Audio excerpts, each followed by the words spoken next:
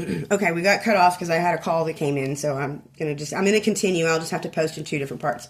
But anyways, and so it got me to thinking about the foundations and why everybody just seems to, I don't want to say hate me, but just seems to think that I'm not the person that I am, you know?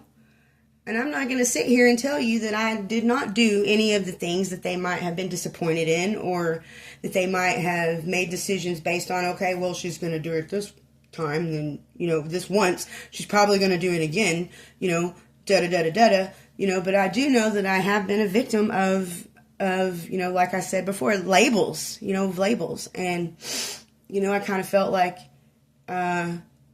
that because, there's, everybody has ulterior motives, and no matter what that is, everybody who's controlling doesn't have the ulterior motive necessarily to be controlling to gain money or to out of jealousy or this or that. Sometimes they're controlling because they're trying to protect something, or, be it a lie that they told, or, danger from, somebody trying to harm a kid. And that's never been who I am. And so, but anyways, I just know that a lot of people, I think, have persecuted me over the years for not getting my side of the story.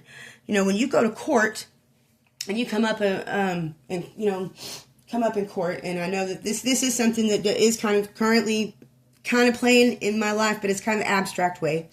So when you go to court because you've been accused of something. Okay, so there's a devil. The accusation that's the devil.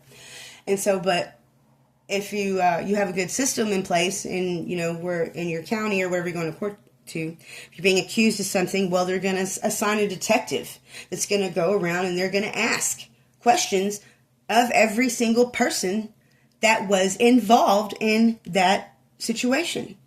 And they separate the people. They separate them. They won't let two people in the same room that were involved in the same incident while they're being questioned together, for reasons of, fear of the truth being told by the other person's threats, or, somebody being coached and this and that. But so I know that detectives, whenever they are investigating cases, that they separate everybody from the other parties. And the sad thing is what I've noticed, the pattern in my life is that, everybody might have come to their conclusions, but nobody ever questioned me. Nobody ever talked to me. Nobody ever got my side of the story of why I did what I did, or why what was done the way it was done.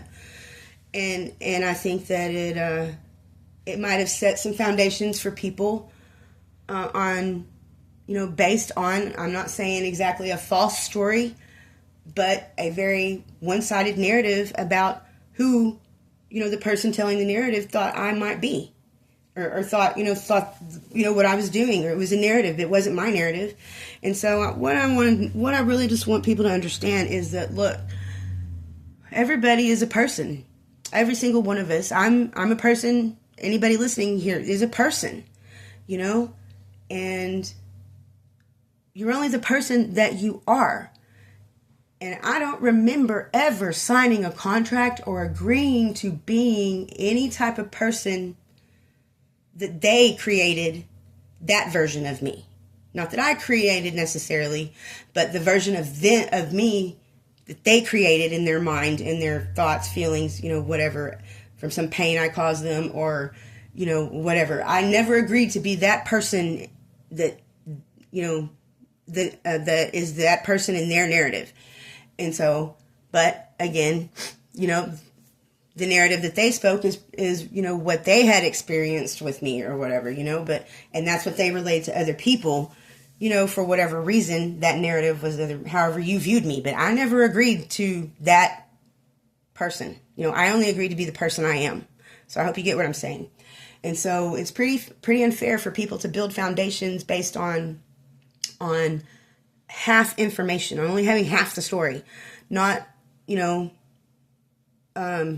being investigative and trying to find out the whole way around the story, because there's things that people might not understand why I did it, but they never, they just already had this narrative in my head of this other person that painted it for them, whether that was based on lies or not. It may have been based on truth, but it's also, a narrative is something it maybe have a solid baseline, but it's always disrupted with opinions and motives and agendas and things like that, And so, I just really paid attention, and I really realized that a lot of people out there may have persecuted me, may have crucified, put me up on the cross without actually getting my side of the story. And so, if you're basing your foundations on things that are blocking people out of your life that you really want in your life, or did want, or you're basing your foundations based on the narrative of what somebody else has told you, and you've never been told the other side of the story, well, that's only the half of the information that you have. And I always think about that when I deal with people, and I really try to take that into consideration before I, use my discernment about how I deal with somebody. Now, there's a difference between discernment and judgment. Whenever you discern, that is how you determine, like how you should judge somebody, is your discernment, and that's done through your experience, and you're shown things, and things have happened. And so that's your discernment, and use that discernment based on whether or not you keep somebody around as a friend, or you get into a business deal, or, whatever. You use your discernment based on your knowledge of the, how that relationship's going to go. Judgment's different. Judgment is passing sentences. Once a judgment has been made, well, that's when you've passed a sentence. And it says in the Bible that no human is allowed to pass judgment on anybody. You're allowed to use discernment so that you can set your boundaries up and protect your, whatever you protect, and how to go about that, or how to grow. You get to use your discernment for that. But you're not allowed to judge other people. You're not, and especially not on just half truth. So, a foundation based on the full, knowledge of all, of all sides of everything. That's what you're going to build. That's what your temple's going to be, is knowledge. And so I just want everybody to understand that this new sanctuary that I'm trying to build is built with the knowledge of spirit, and the things that I have done to acquire that knowledge have been to research things, that have been left, from past things, the Bible being the big one. But there's other things out there, there's the Kabbalah, there's all kinds of things. There's, there's all kinds of things you can look into as far as what religion is. And, one thing that I learned is that it's, the baseline of the truth is always the same in every single story, but it's just how that somebody else has come along and changed the narrative, for their agenda. And that's what religion is. It's a narrative, of what the spirit is and supposed to be. And some people have used that as ways to, to get people to do things they want them to do. Like you have those crooked preachers out there that just have, they're out there claiming to spread the message, and, they're banking, making millions, and they've got these huge churches, and the more and they're really, really good at their craft, and, but they're also judged, for having what they have, da-da-da-da-da-da. And then there's people out there that, that don't have anything because somebody passed judgment that they shouldn't have anything because, maybe something in their past, like their ancestors or their bloodline or whatever it is, well, it's kind of like, like in my situation, with my aunt and uncle, I was born from that blood. And I watched everything go down. There's things that I've seen, how my aunt was like, just blowing through my grandfather's money, and I didn't, necessarily like that. And my father, and I actually, wasn't raised by my father, but, I did try to connect with him at one point. I kind of found myself in a bind, and so I was like, I'm just going to call him and see what's up, and I ended up moving out to his place, and he had asked me, to help him with his, with his finances and stuff, and he had signed over power of attorney to me. And so, I had, trying to figure out, like, why is all this, I mean, my grandfather was giving him money each month, and it was ample enough money for him to live on. So I'm trying to figure out, why is this dude, bouncing checks all over town? I mean, geez, what the hell? Well, then I discovered why. And when I discovered what he was using the checks for, I made a phone call and I froze his bank accounts, because I'm like, no, you're not going to do that. You're not going to write a check to a drug dealer or whatever it was, and I seen this go down. I had walked into the camper where he stayed out on his property and had witnessed this transaction going down. And I had told him, I was all like, well, you can do that all you want to pay for whatever you're sitting there, smoking or snorting or whatever you're doing. But I'm going to tell you right now, that check's not going to go through because I froze all your shit. And he became very irate, and he even offered me to the guy. He was like, well, here, you can just have her. And I was like, oh my God, like, are you serious? It was just crazy. And I ended up getting kicked out, all those things. And then, it was just horrible. But my dad was a character. Let me just put it that way. My real father, he was something else. But I also know that on the other side of his life, that he had somebody that cut for him real bad, and that was my grandma. And I believe that of all the times that he was ever, he was in a hospital. He couldn't do anything small. If he got into a car wreck, it nearly killed him. If he nearly died, on the oil rig. There was just so many things, and I had actually gone to see him in the hospital several times. Like at his presented deathbed, and somehow he always managed to pull out of it. And I believe that was because of my grandma. I believe that my grandma's prayers saved him, I just believe that because my grandma was a very, very powerful prayer warrior. Sorry. She was very, very powerful in that. And so much that, in the past few years, I ran across a folder, and I don't have it now, and I wish I would have grabbed it when I came here, and because I don't know where it is now, but it was a folder full of letters. It was a folder full of letters, and these were all letters from people that were in prison that my aunt had told them about my grandmother's connection with God and how strong it was, in fact, I imagine the woman is probably sitting right up there next to him, telling him how to do things, that's who she was. And I bet you he's listening, but anyways, so I ran across this folder of letters, and it's all these letters of these people in jail, wanting them to pray over their cases, over their family, over their this, over their that. And like I said, I don't have this folder with me now. I mean, I don't know if I'll ever see it again, but I do know that it exists. And the craziest thing happened, though, when I ran across these letters, and it was a profound sense of where I came from, that's my blood. That's my spirit. That's my foundation, And the even funnier thing is that one of the people that came into my life, briefly and exited it, that was in a pretty painful, hurtful way. I may get into that, but I was looking through this folder of letters, and there was a letter in there from her mother that had been written, 20 years ago or 30 years ago or something. I don't know, but I know that it was her mother because her mother still had the same last name.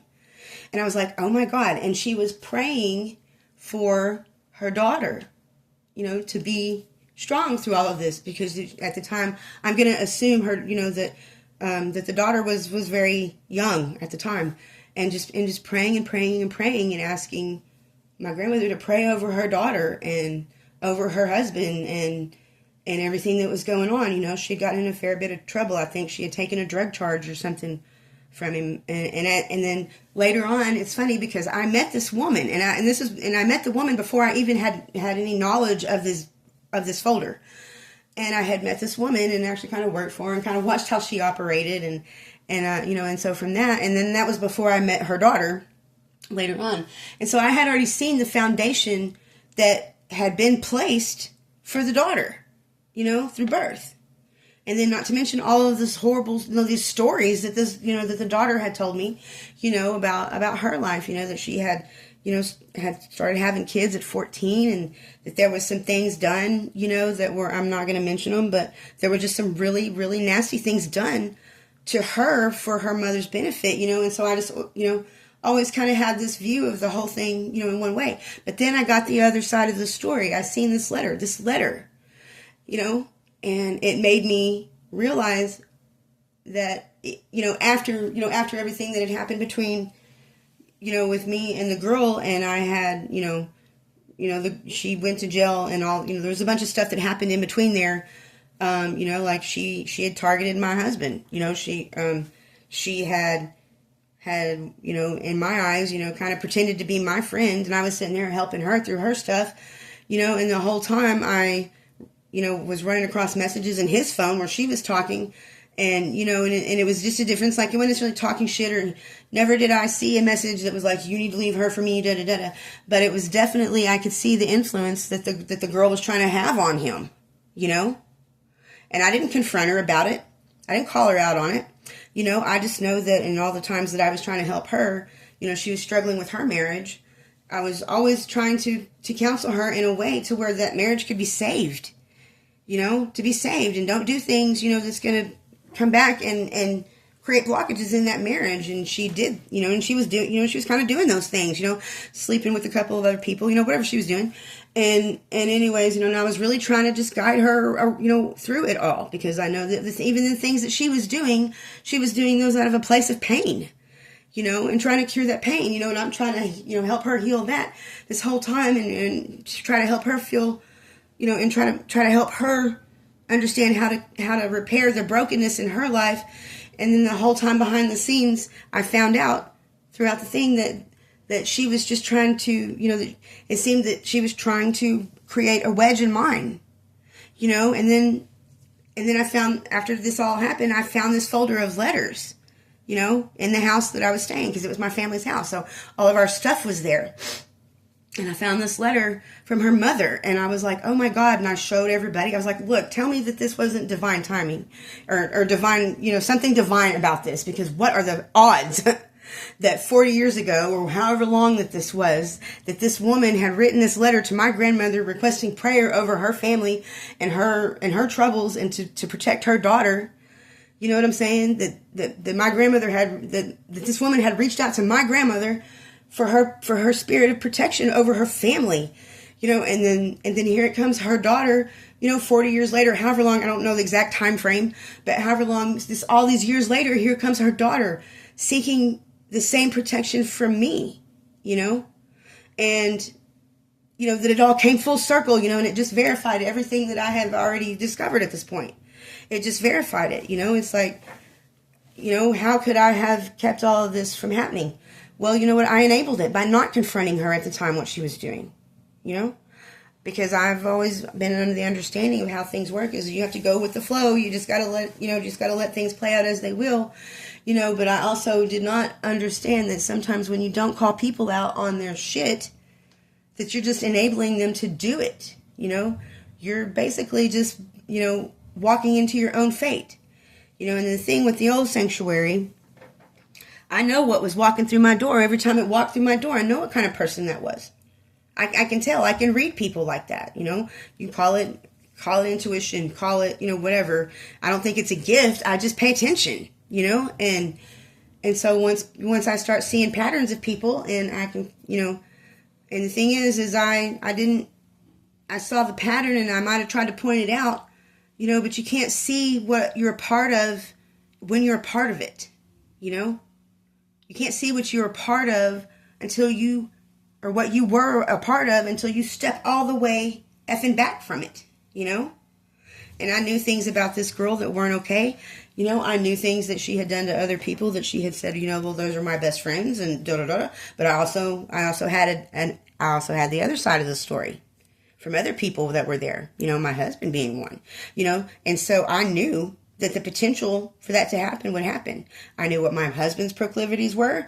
I knew what his patterns were, and so there I am. But I'm just really hoping that through my love and my spirit, and because I really did love this, I really have a lot of love for this girl.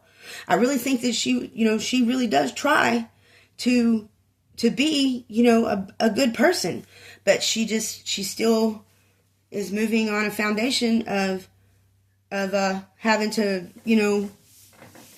do things for herself because she was an only kid. She didn't have anybody else, no brothers or sisters, or really, she had a grandmother too, and we related like that, because our grandmother pretty much raised her.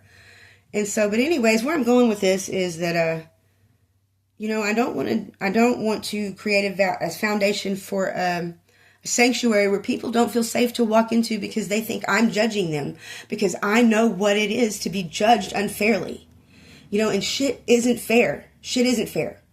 There's nothing about this life that is fair, but I know where the unfairness has fallen in my life. And, my life is, everybody has the same fate. If you want to get right down to it, everybody walking this earth has the exact same fate, and that is death. Okay? That is death. All right? Now, that's your fate.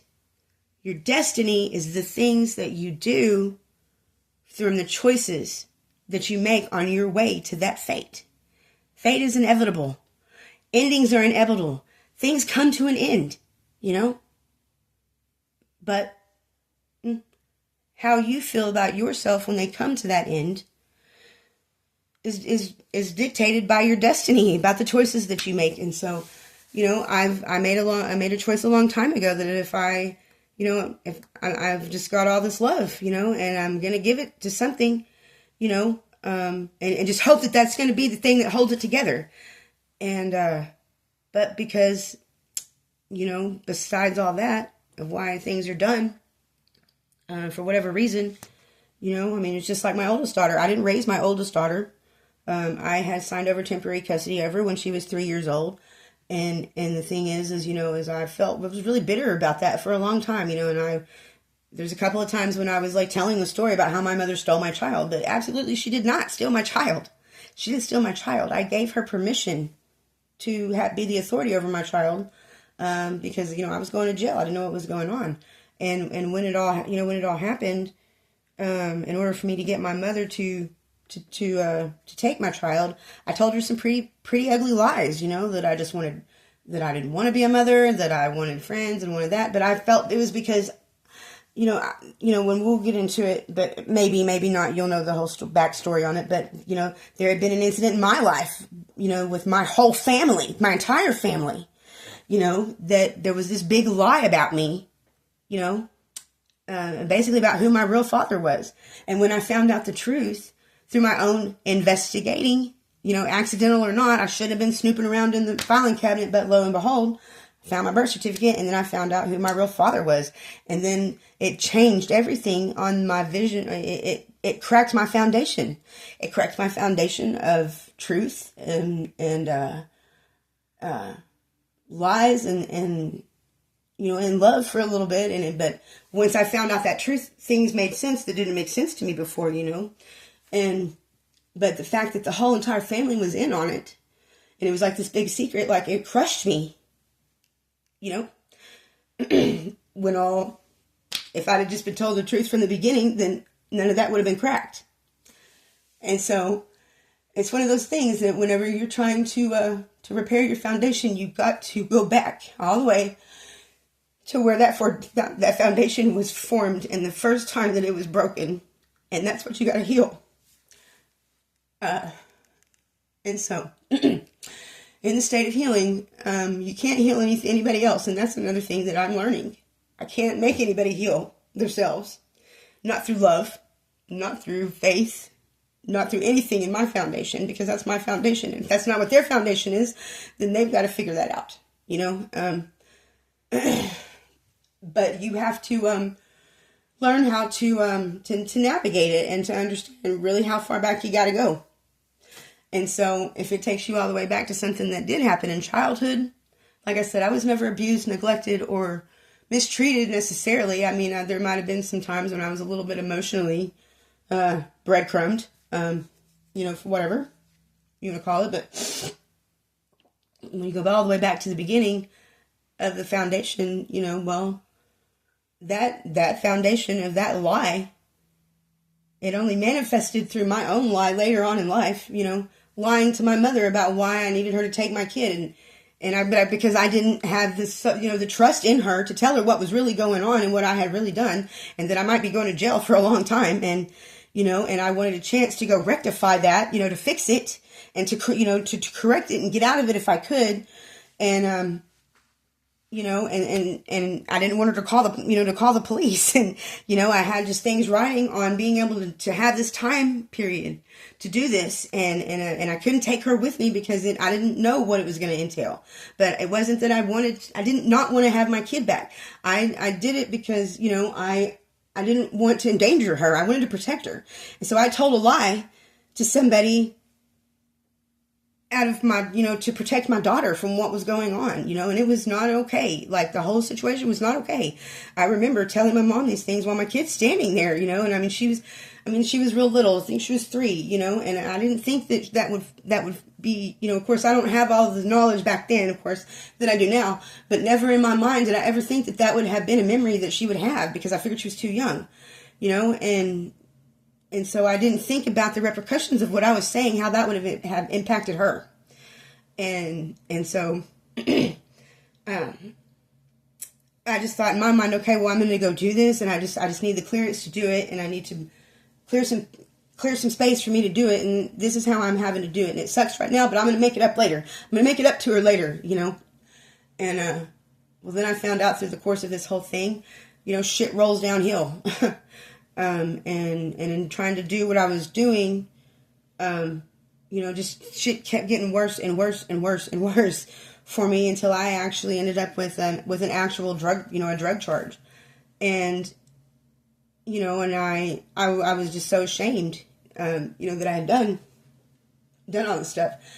But because that foundation had been cracked when I was a kid, had, forced me to, and I had everybody's story as to why it was done, but it didn't make any difference because it was one of those most profound lies that's told that even when the truth comes out, it might not be able to fix anything. You just go forward, and that's all I, knew to do. I didn't realize how much that it needed to be healed. And so, within myself. And so, anyways, I found out, there's with the custody, I found out through a mutual friend, that during this time when I kind of disappeared, that my mom and dad had, within their own, and I understand why they did it. I mean, I don't not understand why they did it. That they had gone down and filed for, temporary custody of my child, through the courts. And I was just like, oh my God. And my mom admitted to me that she, had told the judge, all these horrible things, that I was an, unfit mother and this and that, all these things that she didn't feel. And she told me this. She said that I didn't feel like that stuff was true, but that's what the lawyer had told me to tell the judge to get this to go through. And I was like, oh my God. So you just lied on my name. You just painted a smear campaign, for your own gain, because you needed this paperwork. And I mean, I understand it, but at the same time, I'm like, dude, I don't care. Never lie about somebody that I know they're not really like that. And so, anyways, it all rolls downhill to narratives painted. Sometimes, people tell lies for good reasons, but it's still no matter. A foundation based on lies isn't going to do anything but topple a house that's going to be full of them in the end, and that's kind of where I'm at now, and so part of me repairing my foundation is to tell my story without disruption and without somebody coming in the middle of it and saying, oh no, she's lying about doing that, or she's lying this, she's lying that, because throughout all of it,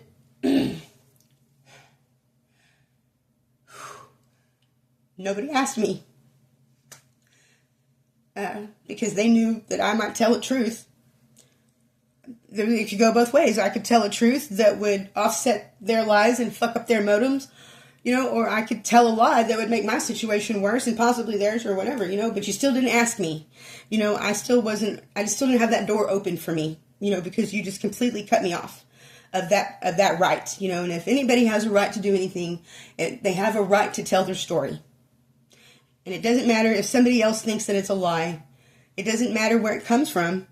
I know I'm telling it on a basis of truth.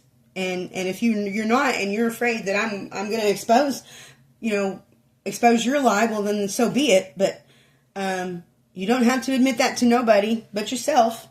You ain't got to come clean with nobody but yourself, because as I started this whole thing off, we're all from the same spirit, from the same God, whatever you want to call it. We're all connected through the same spirit, and the spirit sees that. The spirit, that's what you give to the spirit. That's what you put out on your circuit, in your life. And it's going to come back and get you no matter what, because it's all connected in the cycles of the spirit. And so I've just learned, over my experiences and my, seeing how that they've all played out, that things do come full circle, and being able to speak your truth or speak your story is basically forcing somebody kind of into a suicide kind of thing. It just stops right there. It's dead, because it can't come out now. And throughout this whole process of doing this and me trying to help others, I'm telling my story because I wanted to relate to somebody out there who might need this message to understand how they need to repair their foundations, that you got to go all the way back to the very, very start of it. You got to clear the house out if you don't like what it built, what lives in there. If you don't like what lives in there, then you got to tear it down. But you still got this foundation that you got to fix, because you can't never ever walk away from your foundation no matter what. But you have to heal it if it's cracked. You have to level it out if it's crooked. You have to balance it in order to have a stable foundation of yourself, which is your house, your temple. Your life is your house. Your life is your temple. And if you don't like the temple that you're worshiping, because everybody worships themselves, for lack of a better term, we're always told to love ourselves, but if what you're worshiping in your temple is based on a foundation that's broken, then you're only ever going to have a broken temple that people are going to have a narrative about that may or may not be true, because they didn't want to take the time to ask questions about how the foundation got cracked. How did that foundation get cracked? And is that something I might want to help that person, rebuild? And so the number one thing I was going to say, and then I'm going to close this video out, is the start of repairing any type of foundation that you're building on is that you need to start by saying, and it's not about saying that you're sorry. It's about asking for forgiveness. And a lot of people think that that's a really hard thing to do. Hold on, I'm going to get a drink of water.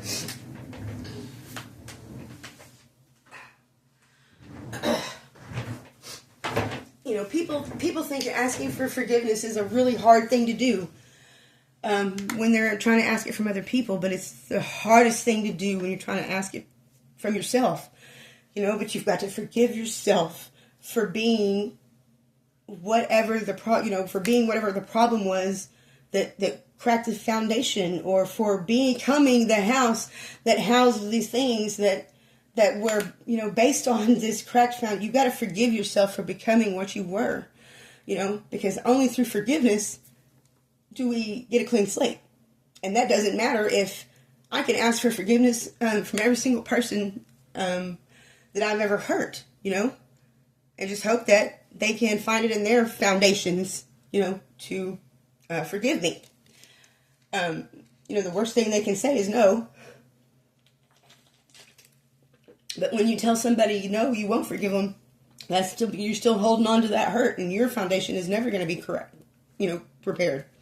And so, through my foundations of love and faith and hope, I've, believe it or not, I have forgiven myself, for the person that all these people around me, from the start to beginning to my very end, I have forgiven myself for building a house, that they were able to create the narratives, that they come from. So, the the main thing whenever you're trying to repair your own foundations is you have to ask yourself for forgiveness and then forgive yourself.